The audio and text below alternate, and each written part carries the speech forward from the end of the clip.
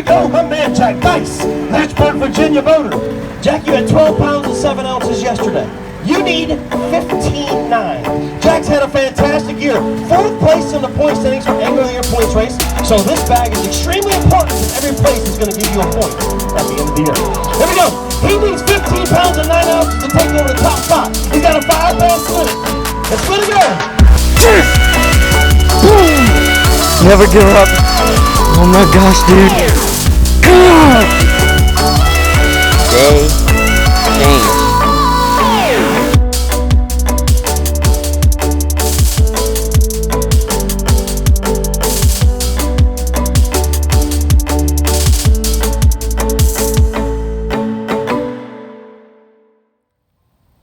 One thing that they say about fishing and in fishing tournaments is that your last cast is just as important as your first, and vice versa. Your first is just as important as your last. Every cast is an opportunity and a chance.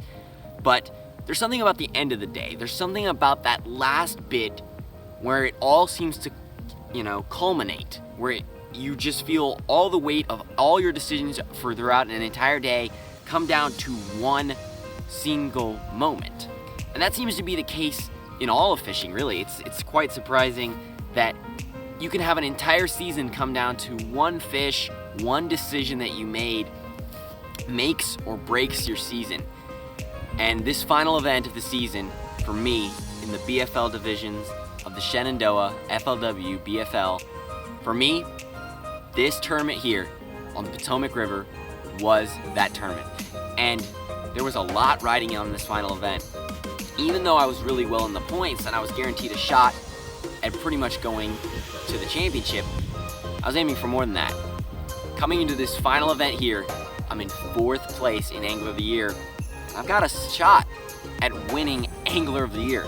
I knew it was going to be tough. I was about 35 points back, 3 guys ahead of me.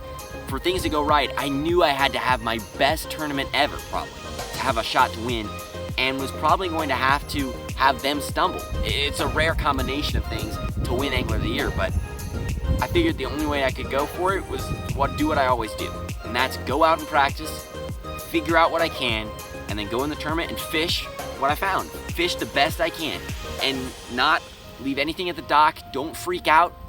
Just put it all out there, fish your heart out, and leave it on the water. Leave it on the water. It's something I've been learning a lot this year, is just not taking home with you the bad tournaments or the good. Just leave it out there, enjoy it while it lasts, and make your decisions accordingly.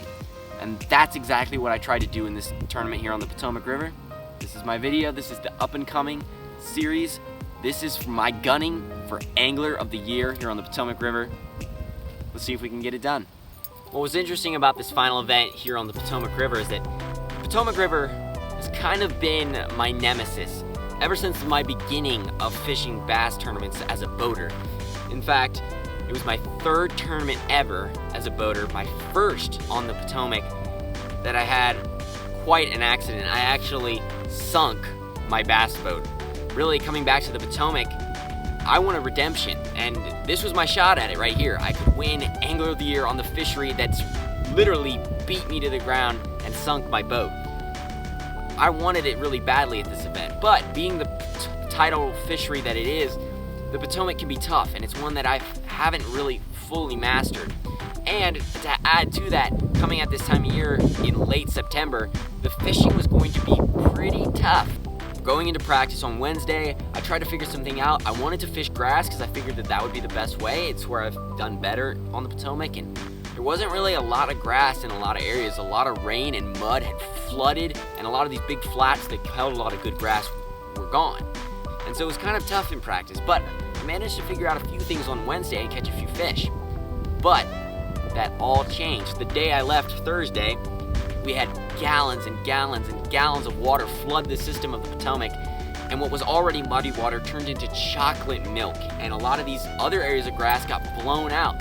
And when I came back Friday for the day before the event, it was an absolute grind. I fished all day for 2 bites, all day.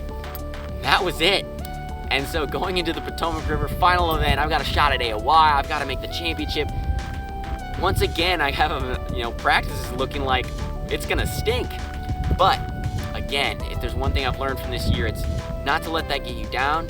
Fish open-minded, fish what you have, and on a tidal fishery, if you get a bite, don't leave. Don't leave, it's dumb. So, coming into that first day of the event, that was my plan. All right, Eagles, your official time is 6:57 in about 2.5 minutes. Prepare for takeoff. We will be taking you off from the top, so feel free, once you hear your boat number, to head out for a day official. All right, see if we can catch a fish.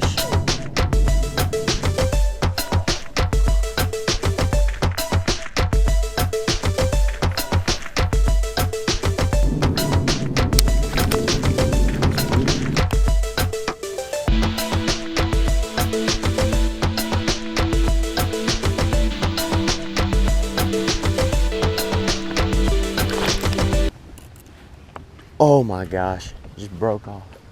Oh shit. That's weird. That was really weird. Definitely a bite, but it was like I didn't even feel any weight when I set the hook. Just, I don't know if it was a weird nick or, but it almost looks like the knot came undone. That was really weird.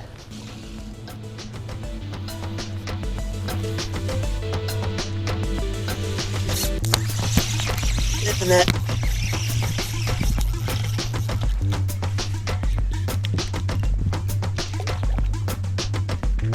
It's a little one, I'll just flip it. You'll keep though. It's a start. It's a bite. I will take that. Thank you for the 12-inch limit, or else this would be a lot more painful to watch. Yeah, that's pretty much locks up regional for me. I was just thinking, you know, your head's spinning like all these different things. Maybe I should go run. Maybe I should go try fishing somewhere I've never fished before since it got all tough. And I'm like, you know what, running on the Potomac just never works out for me. You just gotta get around a place that seems a little fishy and just fish. Just keep casting. What do you know? I caught one. I couldn't believe it. Just to get a fish in the boat, just to know that I had a keeper in the boat, that pretty much locked me into the championship. It's a huge, the first one is just a huge wave of relief. And then the panic starts to set in again because you don't have 5. And so I went around, fished a few more areas around in there, ran back to a place where I got another bite, and it wasn't really happening. And I said, you know what? I'm being dumb. I'm doing this again where I'm running around. If I'm not getting bites, I'm starting to run around. That's not what you do on a tidal fishery. So I said, you know what? We're going back. So I went back to the exact same grassland where I caught him that morning. Boom! I catch one. Ain't gonna bump it. And then I catch another one. And then I catch another one. It was at this point that I started getting some bites and putting some fish in the boat.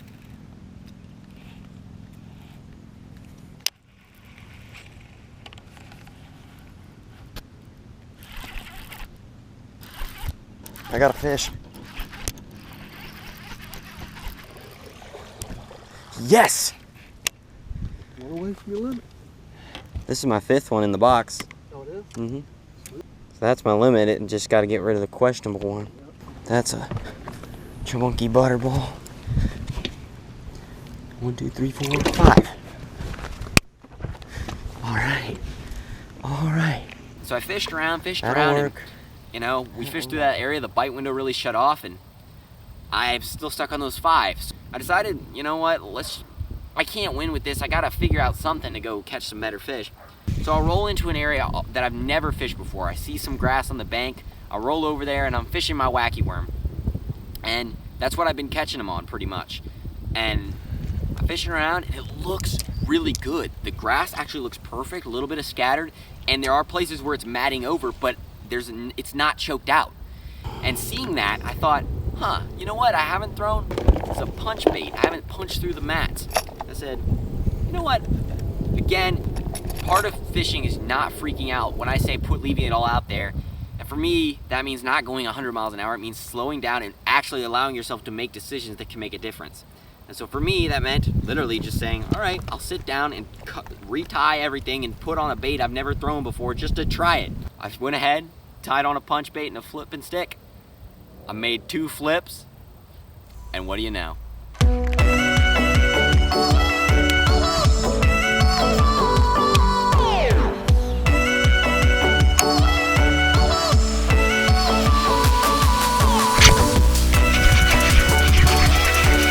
Set. This side. Boom!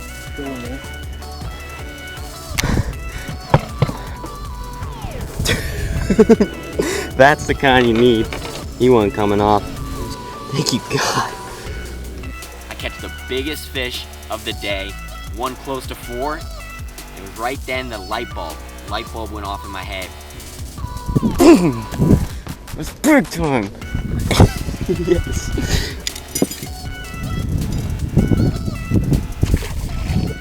That's huge right there. Thank you for the net. So I started going down the mat, right next to it. Boom, I catch another one.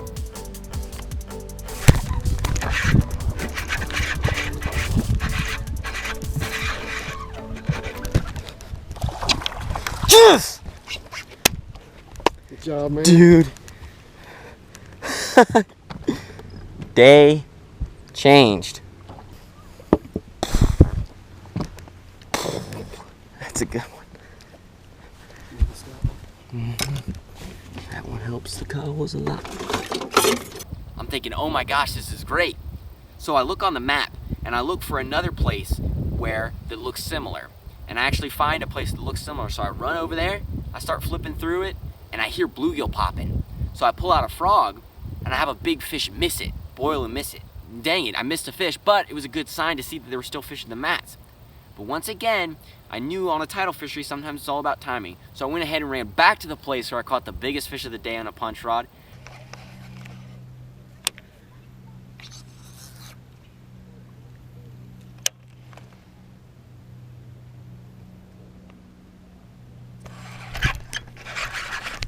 Net. Never mind. Being a punk. At this point, I've made some real good calls. I've got some good fish, but the Potomac River is a great fishery. There are tons of fish in this river and a lot of good ones. And in my mind, I needed one more really good call. I'm like, I need one more 4-pounder to make the final day cut. Because this is a 2-day event, mind you, and only the top 20% go, which in this tournament was going to be around 19 or 20 boaters. And so I knew, I thought I really needed one more good one. And I fished, and I felt like it was going to happen. And it didn't. And I thought, man, I really thought this was my chance. Really thought it could happen, but oh well. Roll into the dock. I've got 5. I've made some good calls. I've got a few good fish. I figured something out. And again, I left it on the water, and I felt good with my decisions. I made good decisions that I could be happy with. Dad, Almost halfway there. Dad, you're gonna want to photograph it. Point standings. He's gonna back it back up with another 5 I think I'm gonna make it because it sounds like it's tough, and I got 5, and I got one really good one. I think that 11 pounds is in 11th place, and they're halfway done. So I don't know. It's gonna be close. Right out the boat.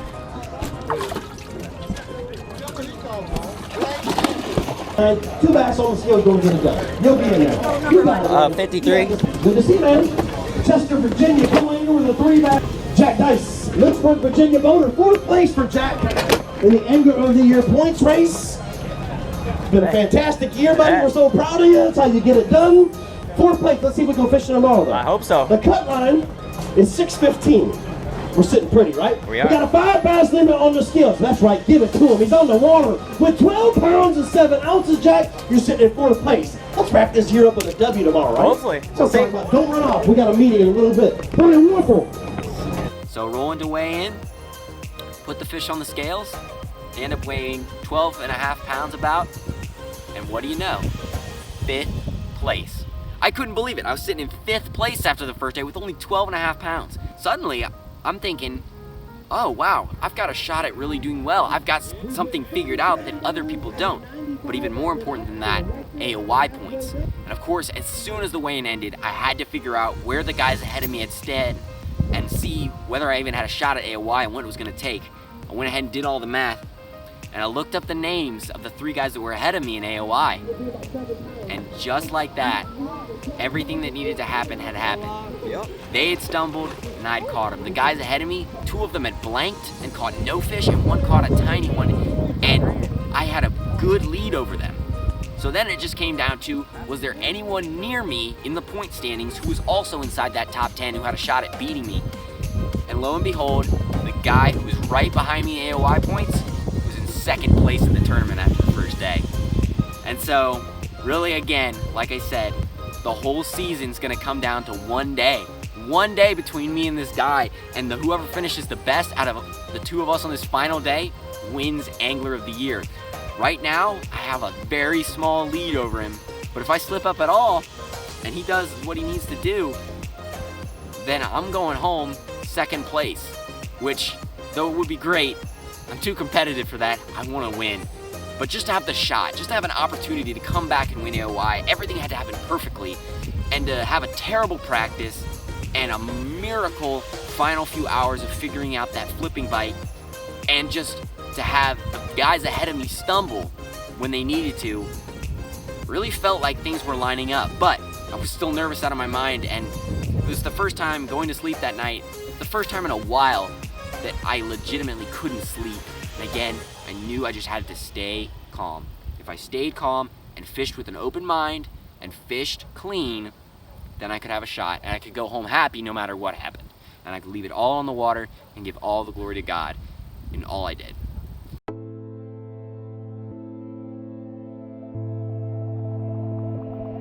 We come to you again this morning with a word of thanks. We thank you for what you did for us yesterday. We thank you because you already have a plan for what we're going to do today, and of course we thank you for tomorrow. Father God, we pray for safety for each and every one of our anglers on the water today until they return home to their families. You say when we go through the waters that you will be with us. You said that in the book of Isaiah. Well, Father God, I pray that you're with each and every one of our anglers today. I pray for favor and blessing over each and every one of them.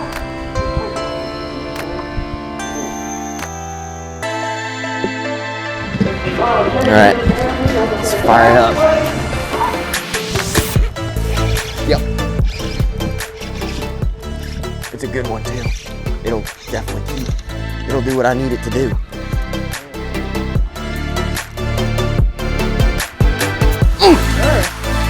Boom! Start right there, bud.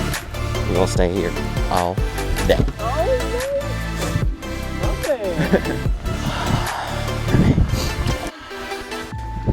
Alright, we need to slow down and fish. And you're sitting what points? Fourth. So I did the math last night. There's a guy sitting in second place, Yeah. and he's 9 points back of me. But other than that, I'm guaranteed top 2 in points. No one can catch me. So you could win this thing. So I'd need a top 9 finish to lock it up to guarantee it. Oh, dude, you got a lot to fish for. So I just gotta fish hard and see what we can do today.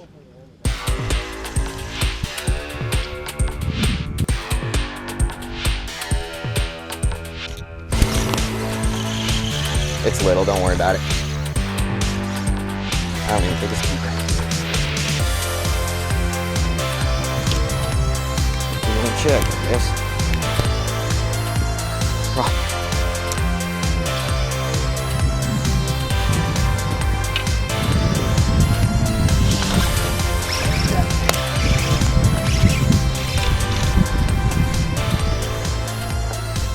He's a little one, but he's a little.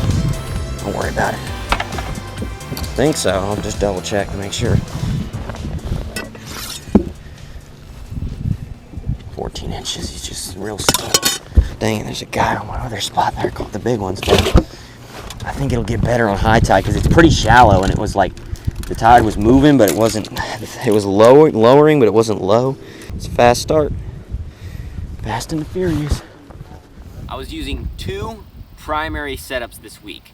The number one way that I was just getting some keepers was throwing a wacky worm on a spinning rod. And I was throwing that with the 7-foot, 3-inch medium heavy power Whitebird spinning rod from Favorite. And I was using that to really get some good hook sets, and it's soft enough that you can really load up on those fish.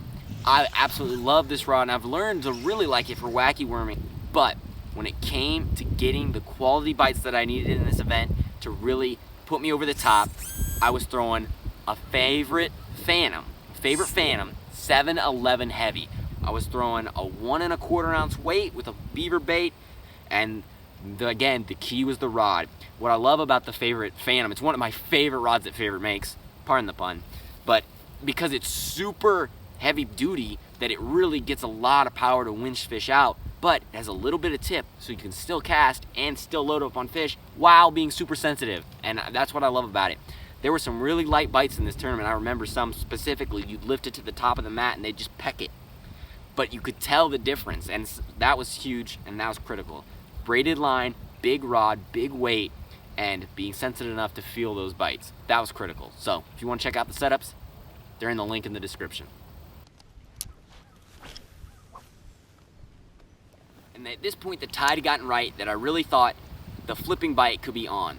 The deal with flipping those mats is you really need sunlight. It heats up the mat and gives it warmth, which is what those fish were looking for. And it also, the sun makes the shade lines under the mat more defined, so the fish will actually suck up under them rather than roam around.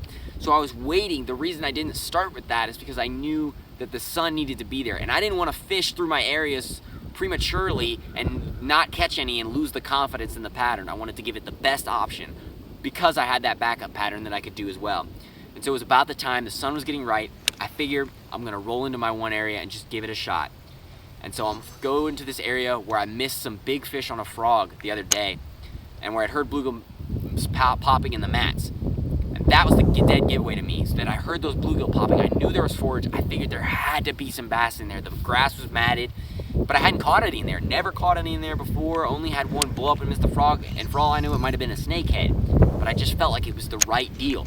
And I roll in there, and I fish through the stretch, and I get to the one place where the best part, and I say, this has got to be it. And I'll flip in there, and I'll lift up, and it's heavy. And I rear back and crank into it, and I set the hook, and this giant fish comes out the mat.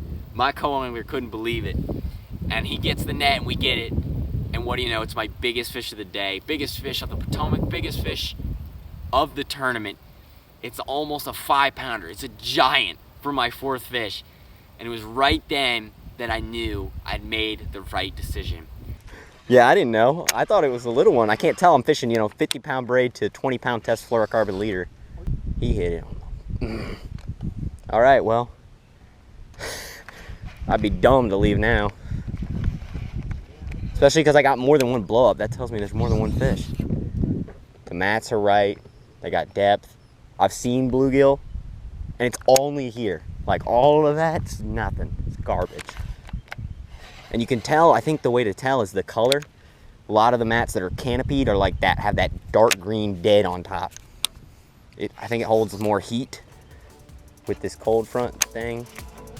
Which is like, if I get one more like that, then we're in the hunt, big time.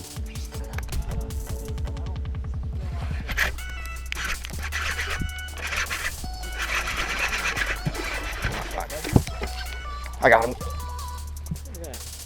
We're doing it all day, I'm sorry.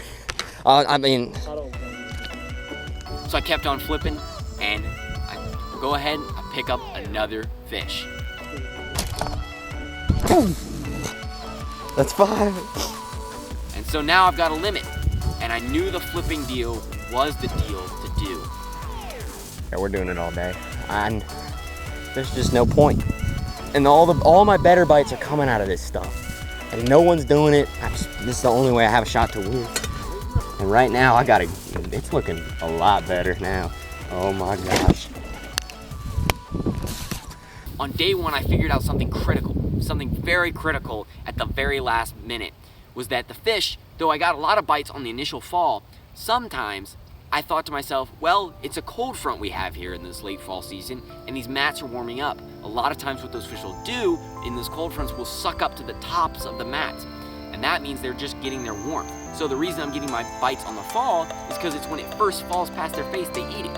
But then once my bait hits the bottom, it's below them and they're not eating it. So I thought, what if I do what all these textbooks have told me and bring my bait to the top and shake it? And the very first cast I did that on, the first day of the tournament, I caught a keeper. So I took that into the next day. Now at the end of the day, I've made a few culls, I've caught a few fish, I made some good adjustments, and things are looking good. But I've got only a few minutes left, and I really feel like I need some more fish. So I'm running back to go fish my grass bed from the back of the creek, running to the front. And as I'm running over there, I'm thinking to myself, what am I doing? I told myself I was gonna punch all day. The sun is high, this is the right deal. Why am I going back to what I know is only gonna get me more small fish? So I do a quick U-turn and pull into the place where I figured out to catch some punching fish on the first day. And I roll in there, and I pull up, and I keep what I've learned on day one. I start pulling my bait to the tops of those mats. I gotta give it a shot. Never give up. Oh my gosh, dude. God. Okay. That's a good one, dude. That did it. Wonders. Dude, this is the only one I got on a coal beam left. Make sure that one's bigger. Orange is the only one left that might have. Yes. God. Thank you, God. Oh, that's. Today is probably my favorite day I've ever had. Watching some cool shit out. That was right. I can't. I shake so bad I can't do anything. I only got a minute or two left anyway. I would have really liked my checking time to be 3:15 again because they're biting now. I got them figured out. All right, we're gonna go 2 or 3 more minutes. See if we can make it happen one more time. Dude, it's so predictable now. They're in the same stuff too. If I call white, we've been fixing to win. If it's my time to win, God, I'll do it for you. If I had 30 more minutes, I think I could win the tournament. All right, let's go. I don't want to be late. Tell you what, you ain't going back, not? No, not after that one, I'm not. Thank you, God, is all I can say. Let's go. It was just an incredible way to cap off the day, and I was so happy. I really didn't think I'd won the tournament. The guy who was in first had a large lead, and I really thought I needed 1 or 2 more giant bites to get back in it. But I thought, maybe, just maybe, I locked up Angler of the Year. All right. Let's not have them jump out now. The one I couldn't call. Here we go, my man Jack Dice, Lynchburg, Virginia boater. Uh-oh, I hope you got pictures, because I don't know if it's gonna last. Let me take a quick peek. It's close. You need 15.9. Oh, don't stick your head, I don't like it. He needed 15.9, he's got a 5 bass limit. Jack's had a fantastic year. 4th place in the point standings for Angler of the Year points race. This will move him probably up. First place in Angler of the Year is $3,000. So this bag is extremely important because every place is going to give you a point at the end of the year. Here we go. He needs 15 pounds and 9 ounces to take over the top spot. He's got a 5 bass limit. It's going to go. 14 pounds and 14 ounces, so a half a pound away. The weights are getting close to you. Jack's been catching. So I went ahead, weighed those fish in. They ended up weighing almost 15 pounds, which ended up vaulting me up, moving me up from 5th to 4th, and gave me a real shot at AOI. Jack Dice. We will have Angler of the Year standings done any minute. I hope so. Yeah. Thank you. That? Thank you. See if we can't get 3,000 more. I'd like it. I heard that.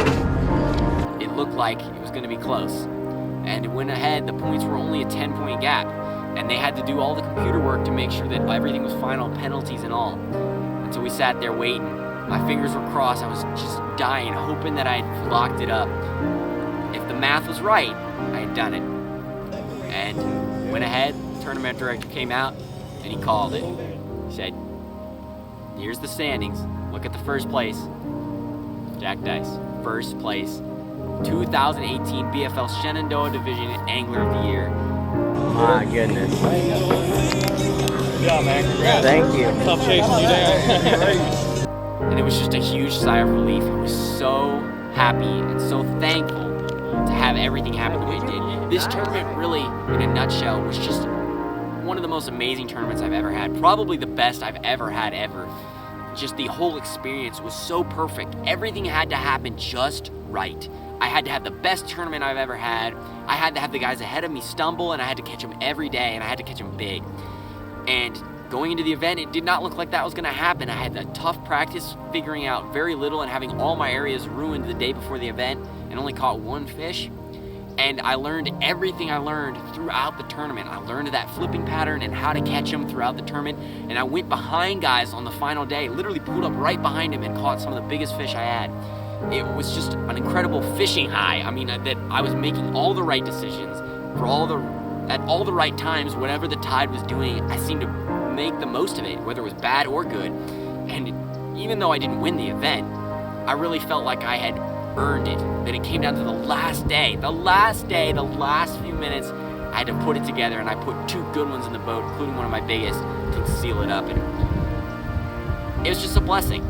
That final day, this tournament was a blessing. Really, the whole season has been a blessing. Just through the highs and lows, I've learned so much this season, and really here at the end, I've kind of relearned what it is that I love about tournament fishing.